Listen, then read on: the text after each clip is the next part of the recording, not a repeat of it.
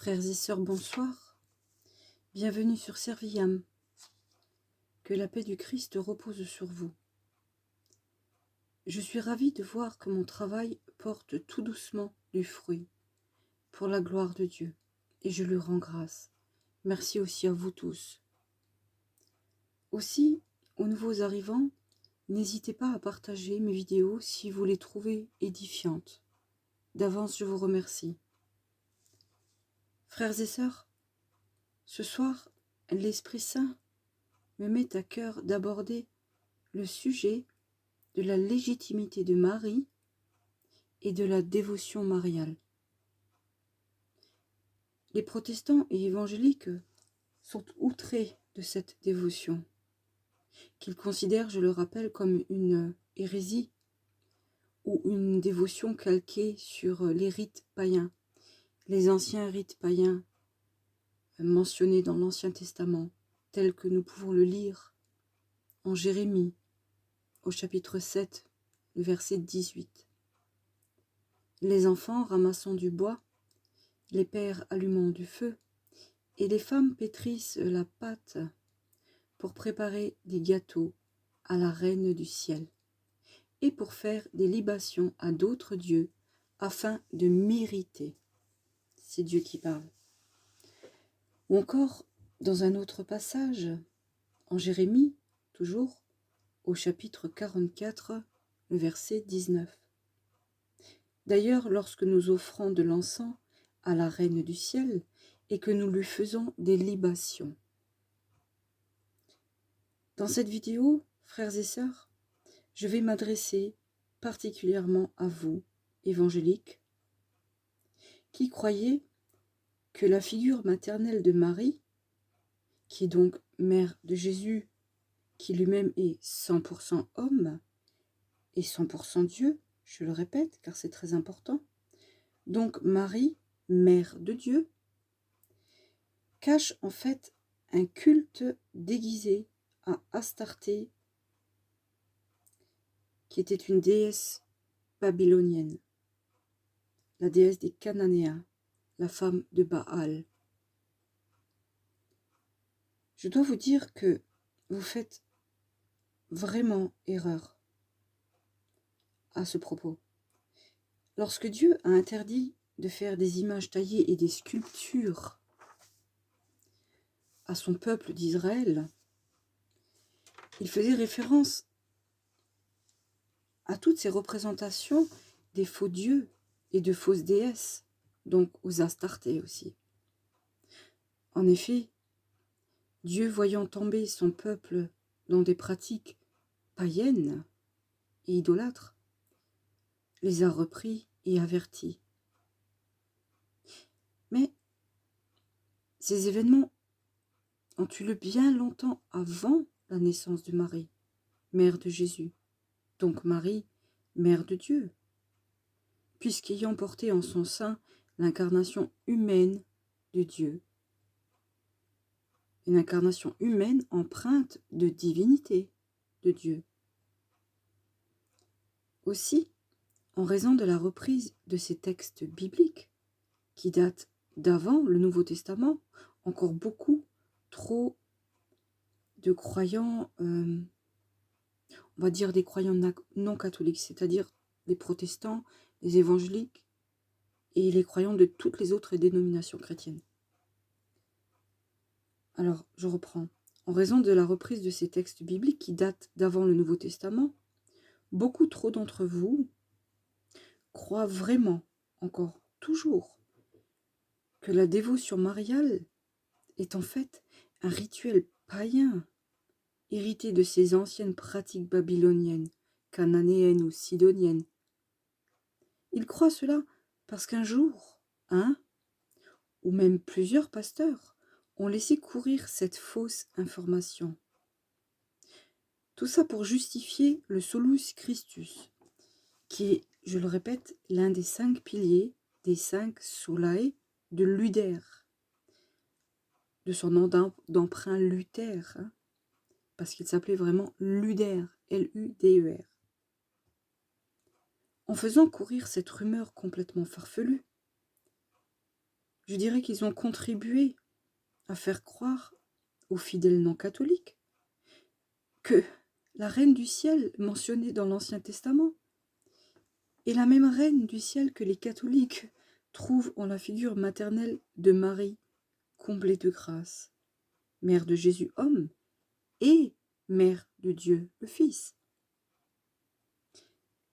Mais je dois vous dire, frères et sœurs, que Marie, mère de Dieu, notre sainte mère spirituelle, et aussi notre maman de cœur à nous tous, les enfants d'humanité, à nous, chrétiens catholiques, du petit reste,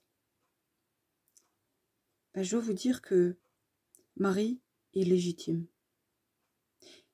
Vraiment légitime.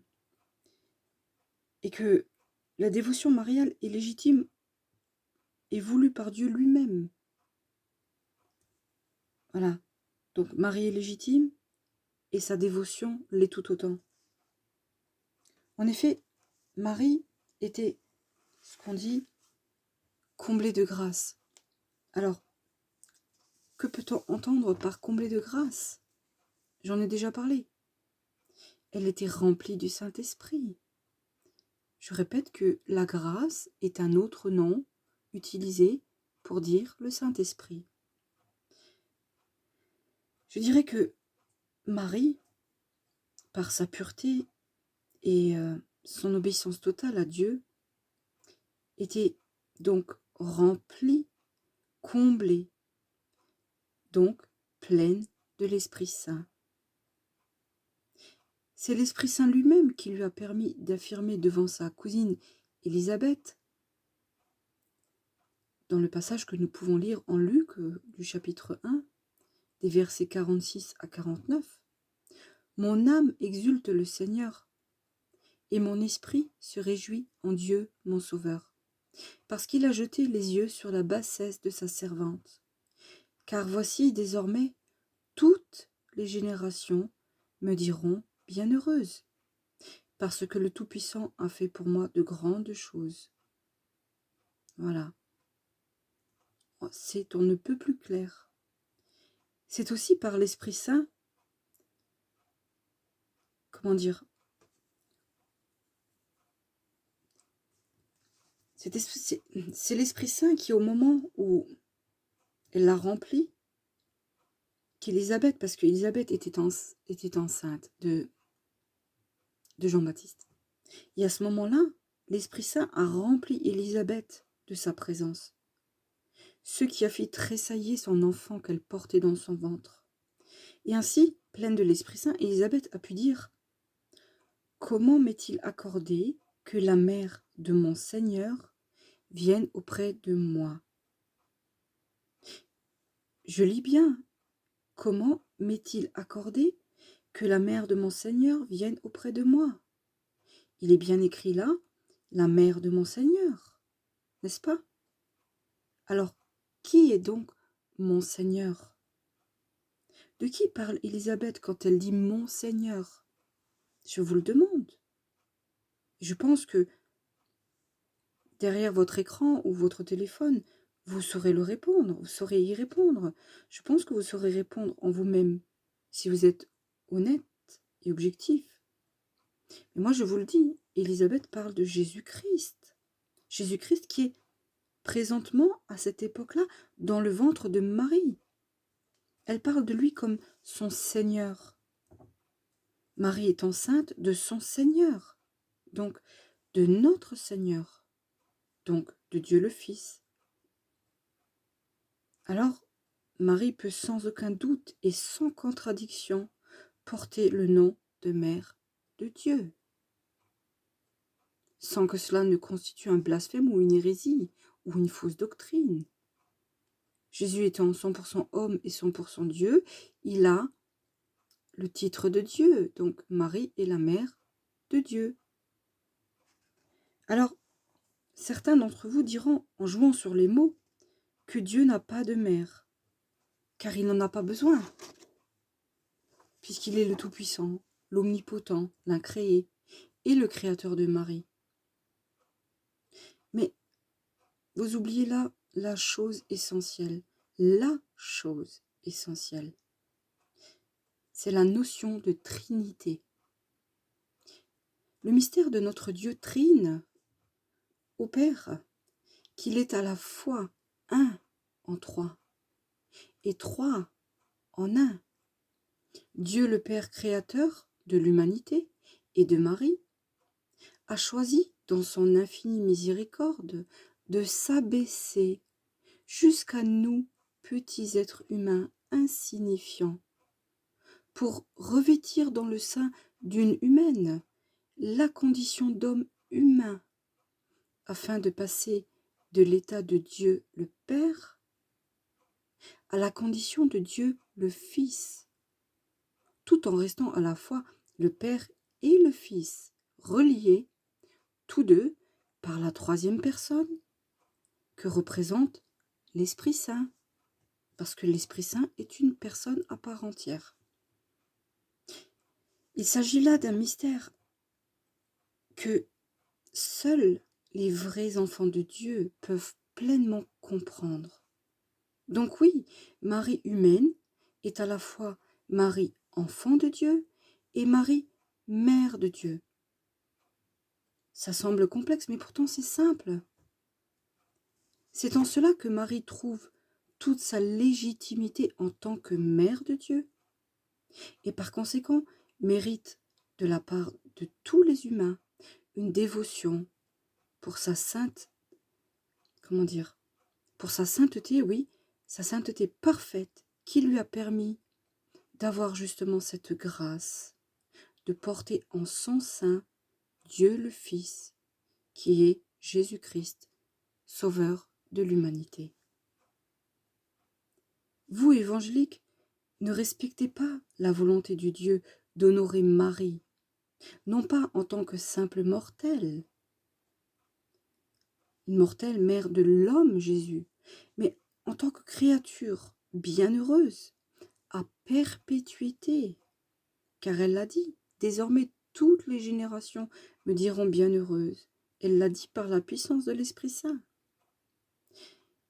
Bienheureuse à perpétuité pour avoir été si pleine de l'Esprit Saint qu'elle en a mis au monde Dieu le Fils. La place que Marie a dans l'Église catholique est parfaitement légitime. Et Marie devrait avoir la même place dans vos cœurs. Dans vos cœurs, à vous, évangéliques, protestants ou néo-apostoliques, peu importe, elle devrait avoir la même place dans vos cœurs, car c'est Jésus lui-même qui l'a instauré comme un commandement divin à la croix. Jésus, en donnant sa propre mère à Jean,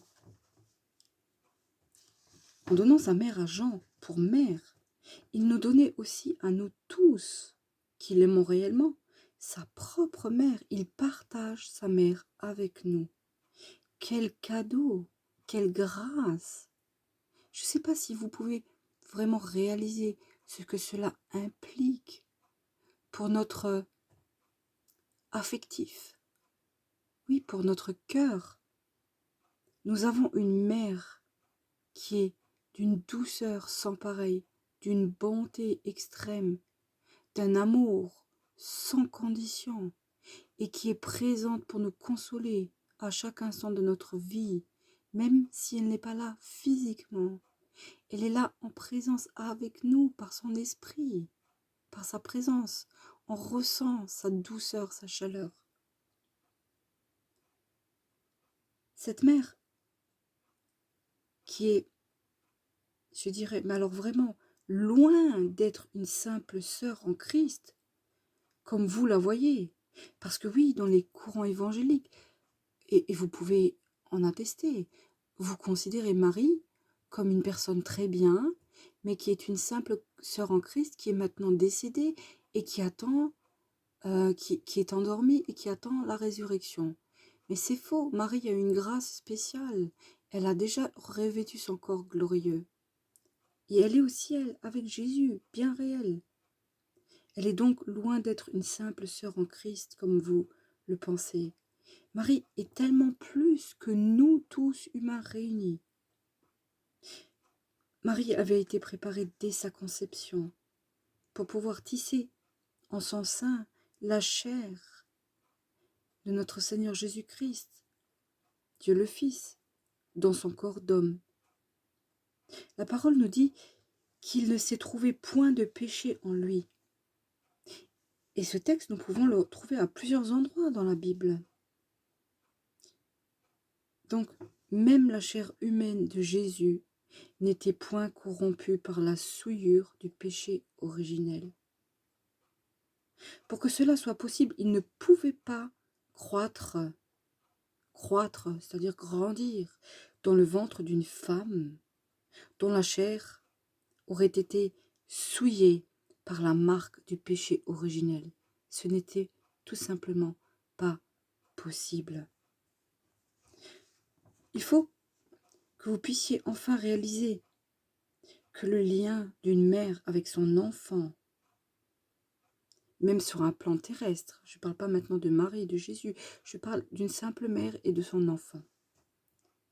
Ce lien représente quelque chose de surnaturel.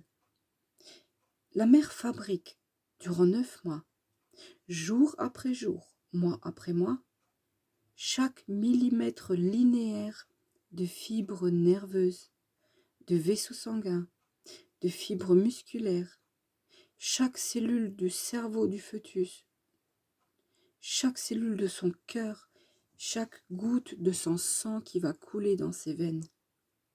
C'est la mère qui tisse toute cette chair par la puissance et l'intervention de Dieu. Chaque centimètre carré de l'entièreté du corps d'un bébé, de ce bébé qu'elle va enfanter, Dieu y mettant ensuite, déjà dès la conception, le souffle de vie. La chair humaine, elle vient de la mère. Aussi, tout comme une mère et son bébé ont un lien particulier, et que le bébé, que ce soit un garçon ou une fille, peu importe, hérite de la génétique de sa mère, pour moitié, je le précise. Dans le cas de Marie, Jésus a hérité de la moitié génétique de sa mère humaine et du miracle de la conception divine. Puisque Jésus porte la moitié génétique de sa mère Marie, et qu'en lui ne s'est trouvé aucun péché, et qu'il était donc pur à 100%, la chair de sa mère devait donc être pure elle aussi à 100%. Alors, je vois bien les adeptes du Sola Scriptura qui m'écoutent ce soir et à qui je conseille d'écouter ma vidéo numéro 15 intitulée La fausse doctrine du Sola Scriptura. Non, pardon, numéro... Alors, attendez voir. Oui, la numéro 15, La fausse doctrine du Sola Scriptura, pardon. Je vous vois bien répondre ce que je viens de vous expliquer, que ce que je viens de vous expliquer, pardon, n'est pas biblique, car cela ne figure pas dans la Bible. Mais la vraie foi s'appuie sur l'écriture et la tradition apostolique. Ainsi, la doctrine de l'Immaculée Conception de Marie découle de la volonté de l'Esprit Saint de faire comprendre au Père de l'Église catholique que tout ce que je vous ai expliqué coule de source, même si cette doctrine a été validée plus tard. Elle est inspirée de Dieu, puisque nous avons à la fois l'écriture et la tradition apostolique, et que l'Église catholique est la seule dépositaire de la doctrine, de la foi et de la tradition apostolique. Jésus ne pouvait pas s'incarner dans une chair pécheresse, car la pureté et la souillure, la lumière et les ténèbres ne cohabitent pas ensemble. Elles ne le peuvent tout simplement pas.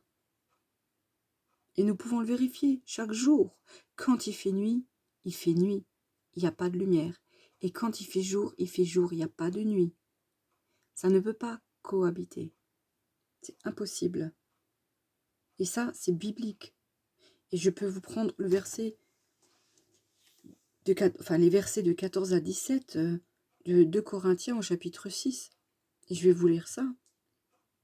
Qu'y a-t-il de commun entre la lumière et les ténèbres? Il est écrit encore, frères et sœurs évangéliques et protestants, que nous étions autrefois ténèbres. Et ça, c'est écrit en Éphésiens, au chapitre 5, dans le verset 8. Alors, si la chair humaine, touchée par le péché originel, est ténèbre, comment la lumière de Jésus aurait-elle pu s'incarner dans les ténèbres d'un corps humain touché par le péché? Non, frères et sœurs, ce n'était pas possible.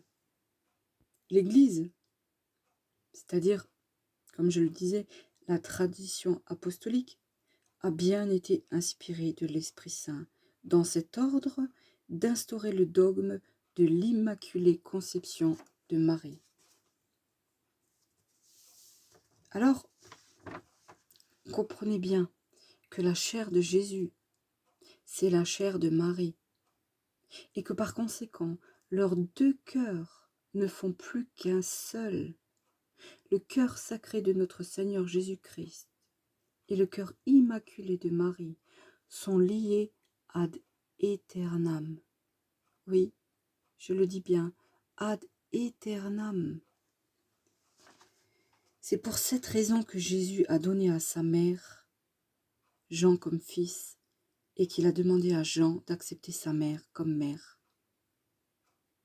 Par extension, il a donné sa mère à tous les authentiques catholiques, car en nous donnant sa mère, il nous a laissé un petit peu de lui au travers de sa mère, pour avoir hérité du patrimoine génétique de sa mère pour moitié.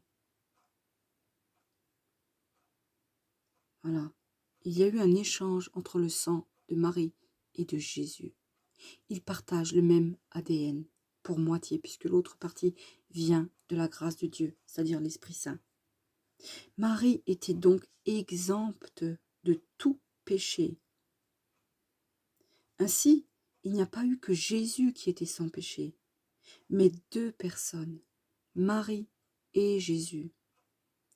Alors, vous me direz, si vous pouviez m'avoir en face de vous, que c'est n'importe quoi, que si vraiment Jésus n'était pas le seul sans péché, et que Marie était aussi sans péché, alors pourquoi Dieu n'aurait pas directement crucifié Marie, cela même sans avoir eu besoin de faire naître Jésus? Et je vais vous répondre, Dieu est un Dieu d'ordre. Il aime les choses bien définies. Dieu a créé Adam, puis Ève. Il n'a pas créé Ève et ensuite Adam. Donc l'homme est en première position. Dans le modèle idéalement parfait de Dieu, le rôle de l'homme était l'autorité sur sa femme. Mais après la chute, le péché a déréglé ce modèle. Aussi, puisque par un homme est entré le péché dans le monde, il a fallu que par un autre homme, le péché soit éliminé par un sacrifice de sang. Jésus est donc le second Adam. Mais cette fois, il est l'Adam parfait, qui lui n'a pas succombé à la tentation.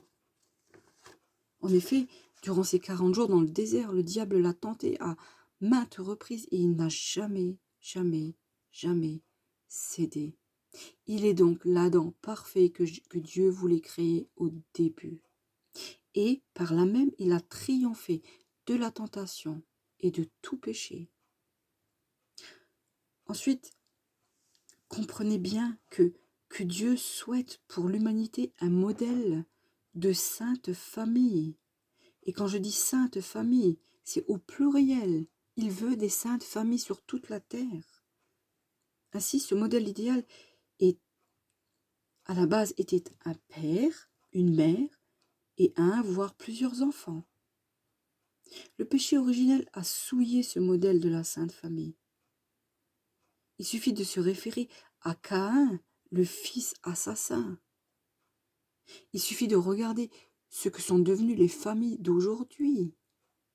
Les parents et les enfants ne se parlent plus, certains enfants frappent leurs parents, il n'y a plus d'autorité, il n'y a plus de respect, il n'y a plus d'amour, il n'y a plus de solidarité, il n'y a plus de saint modèle, c'est-à-dire saint, S-A-I-N-T. Le diable est en train de réussir à détruire les familles, mais il ne parviendra pas à aller jusqu'au bout de sa folie meurtrière, car Dieu va l'arrêter. Donc je reprends. Si vous vous référez à Caïn, le fils assassin, on a le modèle de la famille qui a été souillé. Alors, Dieu a réparé cela dans le modèle de Marie. Marie qui est née sainte et forcément sanctifiée, qui est née sans tache ni aucun péché. Jésus, qui est Dieu le Fils, mais aussi un vrai homme sans péché. Et Joseph, chaste époux sans péché. À eux trois, ils forment le modèle de la famille parfaite. Encore faut-il avoir envie de ressembler à ce modèle de famille parfaite. Aujourd'hui, ce n'est plus le cas. On va dire que ces 50 dernières années, il y a eu une déconstruction dramatique du modèle de la famille selon le cœur de Dieu. Voilà. Ainsi, Jésus, Marie, Joseph, comme je le disais, sont devenus le modèle par excellence de la pureté de Dieu et de sa création. Bien que Joseph n'était pas le père biologique de Jésus, il l'a tout de même élevé comme son fils dans une obéissance totale à Dieu. Jésus est donc le second Adam, l'Adam parfait. Mais comme Ève avait chuté en premier, il fallait aussi remplacer Ève par une créature féminine qui, du coup, soit pure. Cette seconde Ève, on la trouve dans la perfection de Marie.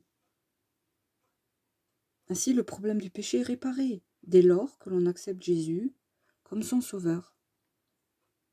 Mais même si c'est Jésus le seul sauveur, qui lui a pris tous nos péchés sur ses épaules, sa mère Marie a pris sur elle toute la souffrance résultante du sacrifice de Jésus. En cela, elle était aussi parfaite.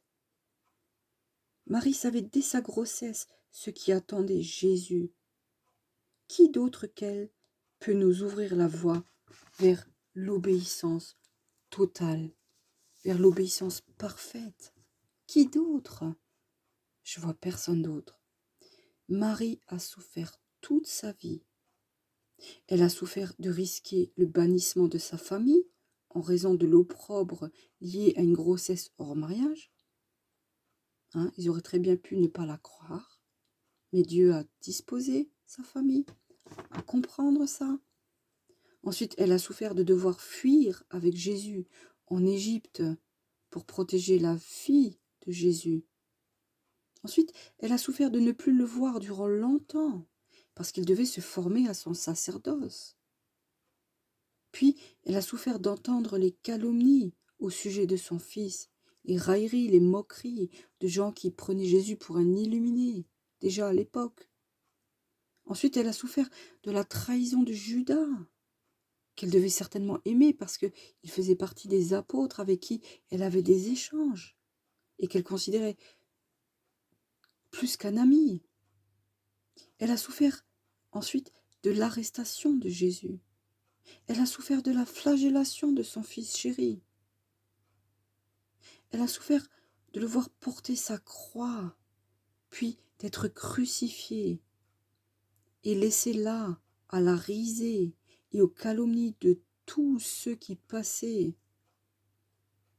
Elle a souffert de le voir agoniser des heures durant, dans des souffrances atroces. Elle a souffert de voir son cœur sacré, son cœur de fils et de Dieu, transpercé par une lance. Elle a souffert ensuite de le porter inerte, mort, défiguré, dépecé, décharné dans ses bras. Imaginez simplement l'horreur que Marie a supportée, par amour pour vous, par amour pour moi. Elle était déjà le modèle de l'amour parfait. Quelle autre mère aurait été capable de subir ça, sans riposter, sans se fâcher, sans tempester, sans s'opposer à Dieu? Quelle autre mère aurait été capable de faire ça? Je vous dis honnêtement, j'aime Jésus de tout mon cœur et je pardonne toujours tout à tout le monde et je suis dans la bienveillance, je prie, je fais du bien, je veille à mes propos, je ne fais de mal à personne. Mais je ne suis pas sûre de mes réactions si quelqu'un faisait ça à mon fils. Je ne suis pas sûre que sur le coup j'arriverais aussi facilement pardonner.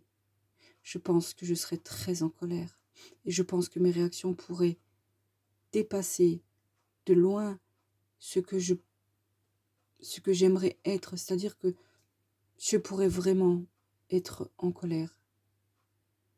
Alors, j'irai jamais jusqu'à tuer quelqu'un, mais je pense que sur le coup, je pourrais mettre un coup, vraiment. Alors, j'espère que ça m'arrivera jamais et que Dieu me préservera de toute colère.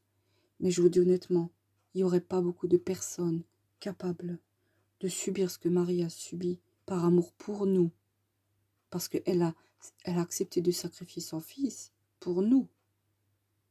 Dieu lui a demandé ce sacrifice, Dieu lui a demandé de porter la chair parfaite qui serait crucifiée, sacrifiée en victime expiatoire pour nos péchés, pour que les sacrifices du temple cessent enfin et qu'il n'y en ait plus jamais. Oui, Marie était la femme parfaite.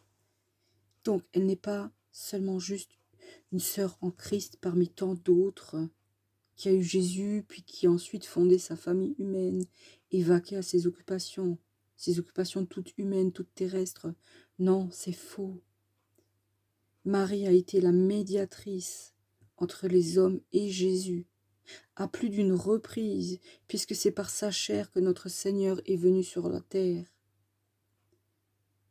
Et combien de fois elle a fait la médiation, par exemple aux noces de Cana. Ouais, j'ai un peu du mal à réfléchir ce soir, mais il faut que je rassemble mes idées. Voilà, je disais que Marie est la médiatrice entre les hommes et Jésus à plus d'une reprise. Jésus a fait d'elle, lorsqu'il était sur la croix, un pont. Oui, vraiment, le pont, c'est le mot adapté entre lui et nous tous. Et tout comme lui est le pont entre nous et le Père, puisqu'il a dit « Nul ne va au Père que par moi », ainsi va la hiérarchie divine. Marie est vivante au ciel et elle intercède toujours auprès de Jésus pour nous, car elle-même nous aime d'un amour égal à celui de Dieu. Donc Marie est le pont entre nous et Jésus. Lorsque nous chutons, lorsque nous sommes fatigués, lorsque nous sommes désespérés, lorsque nous sommes, atterrés parfois, elle nous relève et elle nous porte vers le Seigneur Jésus pour que notre foi reste toujours ardente. Elle s'occupe de ça, même pour ceux qui ne la considèrent pas. C'est son rôle d'amour pour nous. Cet amour agapé dont j'ai déjà parlé et que si peu d'êtres humains connaissent, que si peu sont capables de comprendre ou même d'expérimenter. Cet amour qui donne seulement et qui ne prend rien pour lui. Cet amour qui ne garde rien pour lui. Cet amour qui donne tout. Dieu le Père a tout donné pour nous. Jésus, Dieu, le Fils, a tout donné pour nous. Marie, l'enfant de Dieu, devenue mère de Dieu, a tout donné pour nous, par cet amour agapé qu'il veut nous apprendre. Et nous aussi devons tout donner pour lui et pour notre prochain. Je vais maintenant vous donner une preuve biblique que Marie est bien la reine du ciel et que cette appellation de reine du ciel lui vient de Dieu lui-même et qu'elle n'a absolument aucun lien avec la reine du ciel babylonienne dont il est fait mention dans l'Ancien Testament. Je vais vous lire un passage du psaume 45. Voilà, je lis. La reine est à ta droite, parée d'or d'Ophir. Toute resplendissante est la fille du roi dans l'intérieur du palais. Elle porte un vêtement tissu d'or. Elle est présentée au roi, vêtue de ses habits brodés, et suivie des jeunes filles, ses compagnes qui sont amenées près de toi. On les introduit au milieu des réjouissances et de l'allégresse. Elles entrent dans le palais du roi. Tes enfants, c'est-à-dire nous, prendront la place de tes pères. Tu les établiras princes dans tout le pays. Je rappellerai ton nom dans les âges, dans tous les âges. Aussi les peuples te loueront éternellement et à tout jamais. Retenez, reine est à ta droite. Cette reine, c'est Marie. Retenez les jeunes filles, ses compagnes qui sont amenées près de toi. Le mot toi, c'est Dieu. Les jeunes filles sont toutes les saintes qui sont mortes en état de grâce et montées au ciel, comme Sainte Thérèse de Lisieux, Sainte Thérèse d'Avila, Sœur Catherine Labouré. Enfin, là j'ai un trou, mais il y en a énormément. Il y en a énormément des saintes qui se sont endormies, qui sont mortes physiquement, mais dans l'esprit et montées au ciel, et qui sont pleines de grâce et qui tiennent compagnie à Marie.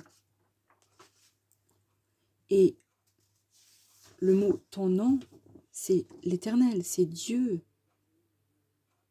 Ce psaume donne légitimité à la nature de reine du ciel de Marie. Voilà mes frères et sœurs, pour ce qui est de la légitimité de Marie, à avoir reçu son titre de reine du ciel, titre inspiré par l'Esprit Saint, directement aux membres du corps du Christ, qui, je le rappelle, sont les membres de l'Église catholique.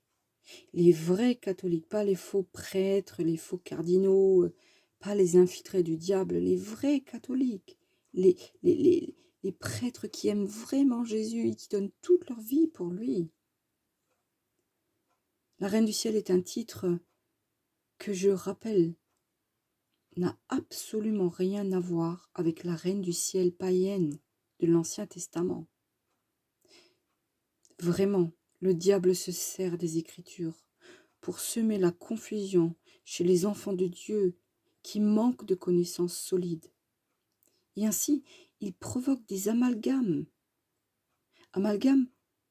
qui lui servent à se débarrasser de Marie. Car, soyons clairs, que vous le croyez ou non, c'est la vérité. Le diable et les démons tremblent à la vue et au nom de Marie. Parce qu'elle était l'humilité absolue, par son oui total et sans condition, son oui total et sans condition donné à Dieu. Humilité en complète opposition à l'orgueil de Satan et de ses démons.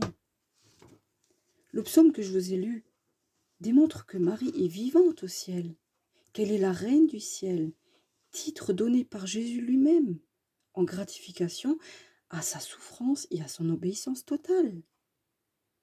Certains de vous, évangéliques, disent et pensent, ça je le sais puisque je l'ai entendu, que Marie était une simple mortelle, sans aucune grâce particulière, qui est morte et qui attend la résurrection comme nous. Or, c'est faux. Marie est vivante encore aujourd'hui, elle est vivante au ciel, elle est dans son corps glorieux, son corps terrestre n'attend pas la résurrection. Ça a été fait pour elle. Elle a déjà revêtu ce corps glorieux. Elle est réellement bien vivante. Voilà. Je vais vous parler de son titre de co-rédemptrice que l'Église catholique lui a donné. Là aussi, ça fait bondir certains. Et je peux le comprendre. Parce que j'étais à votre place à un moment donné et j'avais exactement les mêmes réactions. Parce que j'ai été dévoyée, détournée, influencée. Alors oui, ce titre de co-rédemptrice n'est pas inscrit dans la Bible. Je l'accorde. Mais puisque la foi, la véritable foi repose sur la Bible, c'est-à-dire la parole écrite, et la tradition orale, c'est-à-dire la transmission apostolique, il est utile de comprendre que Marie a reçu ce titre de co-rédemptrice d'inspiration divine pour s'être unie en obéissance totale au sacrifice de Jésus pour le salut de l'humanité. Comprenez bien ceci. Oh, excusez-moi, j'ai mon petit chien qui fait du bruit, j'espère que ça ne vous dérangera pas. Le Christ n'est pas co-rédempteur. Il est rédempteur, lui seul. La notion de co-rédemptrice implique une alliance avec le rédempteur, comme par exemple locataire et colocataire. Le locataire habite un appartement et le colocataire habite avec lui ce même appartement, même si le locataire est détenteur du bail. Voilà. Donc, co-rédemptrice. Vous comprenez maintenant le sens? Comprenez bien aussi que Marie est co-rédemptrice par tous ces oui prononcés à Dieu. Tous ces oui qu'elle nous encourage à donner à Dieu chaque jour, nous aussi, pour faire de nous des co-rédempteurs en devenant à la fois prêtres, prophètes et rois. Ça, c'est biblique, vous ne pouvez pas le nier, c'est écrit, prêtres, prophètes et rois. Nous serons tous rois au ciel. Alors, si nous serons tous rois au ciel, c'est-à-dire les garçons, les hommes des rois et les femmes des reines, alors pourquoi Marie, qui est bien plus que nous, en sainteté et en sanctification, je parle, n'aurait-elle pas eu le droit de porter ce titre de reine du ciel? Voilà. Si... Voilà. Si je devais prendre une analogie pour mieux vous faire comprendre la notion de co-rédemptrice, de co-rédemption, je choisirais le cas du baptême, le baptême que nous recevons. Il est écrit que par le baptême, nous sommes ensevelis avec, retenez bien le mot avec, Christ. Nous sommes donc, si nous calquons sur co-rédemptrice, nous sommes donc co-ensevelis. C'est-à-dire ensevelis avec. Hein? C'est pareil pour la notion de rédempteur. Mais, frères et sœurs protestants évangéliques, pour le comprendre, il faut l'avoir appris. Et ça, personne ne vous l'a appris. Vraiment. Et c'est navrant. Je ne l'avais pas appris non plus. Je l'ai appris au fil des mois dans ce que l'Esprit Saint me donne de comprendre. Et tout ce que je fais, c'est vraiment par la force de l'Esprit Saint, parce que de moi-même, je ne serais pas capable de vous dire tout ça. Alors, rejetez Marie, rejetez la dévotion mariale, rejetez le dogme de l'Immaculée Conception, fait de vous des chrétiens amputés de leur mère, leur maman céleste qui veille à garder vos mains accrochées à celles de Jésus. Jamais, dans aucune des apparitions mariales, Marie n'a dit que la gloire lui revenait à elle. Elle a toujours exhorté à suivre son fils Jésus. Toujours. Pas une fois elle s'est mise en priorité. Elle a toujours exhorté à écouter son fils et à faire sa volonté. Combien d'entre vous pensent que les apparitions mariales sont sataniques, démoniaques? J'en ai entendu certains le dire. Et pour se justifier, prendre, pour justifier la véracité de leurs pensées, ils prenaient des vidéos où on entend clairement des démons râler sur les lieux de pèlerinage mariaux. Mais en fait, ce n'est pas Marie qui amène ces démons. Ce sont ces démons qui souffrent et qui expriment leur mécontentement de voir ne serait-ce qu'une statue ou une image de Marie, car elle leur fait terriblement peur. Un je vous salue Marie fait trembler les démons et les chasse. Je peux vous parler de mon cas. Depuis que je fais le chapelet, j'arrive à prier tranquillement, sans ressentir d'attaque démoniaque. Je peux vous parler d'un exorciste qui s'appelait dont Gabriel amorce, qui était, je le rappelle pour ceux qui l'ignorent, le plus grand exorciste du Vatican. Et il disait de Marie et du chapelet ou du rosaire dans son dernier livre qui s'appelle « Moi, le dernier exorciste ». Je vais vous lire le passage. Attendez, je prends la feuille. Je vais vous lire ce passage. Alors, j'ai noté le dialogue entre le Père Amorce et Satan. Donc voilà, Père Amorce pose la question à Satan. Quelles sont les vertus de la Madone qui te font le plus enrager? Satan lui répond. Elle me met en colère parce qu'elle est la plus humble de toutes les créatures et parce que je suis le plus orgueilleux, parce qu'elle est la plus pure de toutes les créatures et que je ne le suis pas, parce qu'elle est la plus obéissante à Dieu et que moi je suis le rebelle. Alors Père Amorce lui pose une autre question. Pourquoi as-tu le plus peur lorsque je dis le nom de Marie, de la Madone, que lorsque je prononce le nom de Jésus-Christ? Et Satan lui répond, parce que je suis plus humilié d'être vaincu par une simple créature que par lui. Le Père Amorce lui pose encore une question. Existe-t-il une quatrième qualité que Marie, que la Madone qui te met en rage? Et Satan lui répond, elle me défait toujours, parce qu'elle ne m'a jamais, elle n'a jamais été effleurée par aucune tache de péché. Vous rendez-vous compte que Satan lui-même révèle que Marie n'a jamais été effleurée par aucune tache de péché. Cela voulait dire qu'elle était pure. Alors là aussi, vous pourrez dire que c'est une fiction, que le Père Amorce a complètement inventé ça et que tout est faux.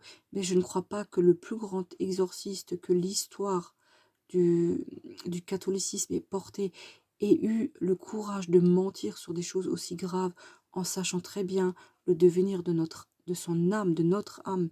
Je ne pense pas qu'il prendrait le risque de mentir sur ces choses.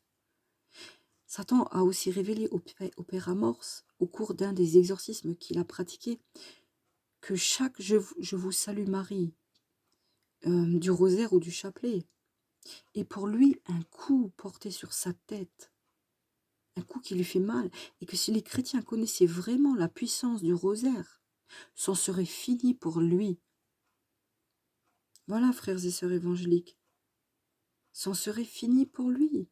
Si après tout ce que je viens de vous dire, vous n'arrivez toujours pas à réaliser que la dévotion mariale et la vénération de Marie sont une protection contre le diable, je ne peux plus rien faire pour vous. Ce fut un commandement divin à la croix que de recevoir Marie comme notre mère, par Jésus qui est Dieu le Fils. Je rappelle bien que nous n'adorons pas Marie. Non, nous n'adorons pas Marie, je le répète. Nous adorons Jésus et Dieu le Père et Dieu le Saint-Esprit. Mais, un grand mais, nous vénérons Marie dans la dévotion mariale. Car vénérer signifie, je le rappelle, je l'avais déjà dit dans la vidéo 16 concernant la fausse doctrine du Solus Christus, que vénérer signifie considérer avec le respect dû aux choses sacrées. Alors que adorer veut dire vouer un culte. Alors là, encore une fois, certains diront, oui, mais le culte marial. Et là, je réponds tout de suite qu'il s'agit là simplement d'une erreur d'appellation que trop de catholiques font encore, même des prêtres. Il s'agit de dévotion mariale. Ce n'est pas la même chose. Par contre, puisque je parle de ça, je dois mettre en garde quand même mes frères et sœurs catholiques, dont certains dérivent en faisant passer Marie avant Jésus. Et là n'est pas la volonté de Dieu. Attention, ça peut être dangereux. Jésus est le Sauveur. Je sais qu'on peut prier Marie, je sais qu'on peut lui demander, elle intercède pour nous. On peut faire les rosaires, on peut faire le chapelet, mais on ne doit jamais faire passer Marie avant Jésus. C'est Jésus le seul Sauveur, selon le modèle que Dieu a choisi. Que l'homme, c'est l'homme qui compte. C'est pour ça que Jésus a été crucifié. Voilà, frères et sœurs évangéliques, sur ces derniers mots, je dirais, comme toujours, hein, vraiment, que Dieu vous bénisse et vous fasse comprendre que le protestantisme avait parmi d'autres objectifs celui de vous couper de Marie pour faire de vous des proies faciles pour le diable. Parce que si je résume un peu le déroulement de votre foi évangélique, hein, pour avoir été souvent dans des ADD, j'ai constaté que très peu prient le Notre Père, qu'aucun ne confesse ses péchés à un prêtre ou à un pasteur. Pourtant, la confession est biblique. Jésus l'a dit lui-même à ses apôtres, « Allez, et là où vous remettrez les péchés, ils seront remis. » Cela veut dire qu'il faut confesser ses péchés à un prêtre. Personne ne prend le corps et le sang du Christ dans les ADD. Personne ne vénère Marie. Personne ne prie le chapelet et le rosaire. Donc, vous tous qui êtes dans ces assemblées de Dieu, êtes nus face aux attaques du diable. Le diable vous a dépouillé des sacrements et des personnes de la famille céleste qui sont là pour protéger ceux qui demandent protection. Je dis bien ceux qui demandent, car Dieu ne s'impose jamais. Marie ne s'impose pas. L'Esprit Saint ne s'impose pas du tout non plus. Les anges et les saints non plus. Ils sont là, ils regardent, ils attendent votre demande pour vous aider. Et si vous les sollicitez avec amour et avec foi, avec respect et avec déférence, ils porteront vos prières à Jésus et ils vous aideront dans votre combat intérieur. Alors, réveillez-vous et rejoignez les enfants du petit reste dans l'Église catholique et prions tous ensemble, chapelet à la main, à genoux, devant la gloire de Jésus, accompagné de toute sa famille céleste et de toute la hiérarchie céleste que Dieu lui-même a mis en place. Voilà, frères et sœurs, j'en ai terminé pour le sujet de la légitimité de Marie et de la dévotion mariale. J'espère ne pas avoir oublié de choses importantes parce qu'il est tard et que je prends quelques petites notes, mais la plupart du temps, je développe comme ça et parfois il peut m'arriver d'oublier certaines choses. Si vraiment c'était le cas, je reviendrai dessus. Je voudrais maintenant prier pour vous, frères et sœurs évangéliques et protestants, et pour mes frères catholiques aussi, évidemment, pour que Dieu vous montre vraiment le chemin vers la vérité. Au nom du Père, du Fils et du Saint-Esprit. Père éternel, par le précieux sang de notre Seigneur Jésus-Christ, je te confie maintenant chaque frère et sœur protestant, évangélique ou de toute autre dénomination qui écoute ce soir mon message, que tu puisses le remplir de ta grâce, de ton Esprit Saint, pour faire tomber les écailles qu'ils ont sur les yeux, qui les empêchent de voir la réalité avec les yeux de l'Esprit Saint. Que tu puisses les éveiller, les instruire rapidement pour qu'ils réalisent l'erreur dans laquelle ils sont encore. Père, sors-les au nom de Jésus-Christ, sors-les des ADD, tout comme tu l'as fait avec moi, et fais-les revenir le plus vite possible pour qu'ils se mettent en règle devant toi et qu'ils rejoignent notre groupe des enfants du petit reste de la fin des temps, afin que tous ensemble nous puissions combattre pour Jésus-Christ, pour la vérité, pour son Église, son corps qui est l'Église catholique, la vraie Église catholique, pas celle d'aujourd'hui qui est remplie de dérives et d'abominations.